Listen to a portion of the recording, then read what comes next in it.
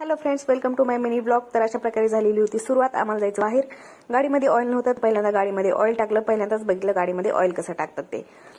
आम्हाला जायचं होतं रिअलमीच्या सर्व्हिस सेंटरला, कारण की आमच्या मिस्टरांच्या मोबाईलचा जो ग्लास आहे, कॅमेऱ्याचा ग्लास, तो फुटला होता ते बसवण्यासाठी. तर रिअलमीच्या सर्व्हिस सेंटरला गेलो. तिथं आम्हाला प्राइस ऐकूनच मी तर शॉक झाले. 1700 रुपये सांगितले एकदम छोट्याशा कॅमेऱ्याच्या ग्लाससाठी.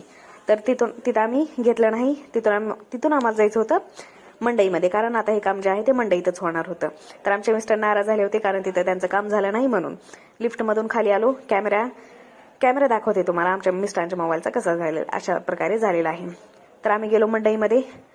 तिथं आमचं काम झालं फक्त 150 रुपयामध्ये. इकडे 1700 रुपये घालवण्यापेक्षा इथं 150 रुपये घालवले.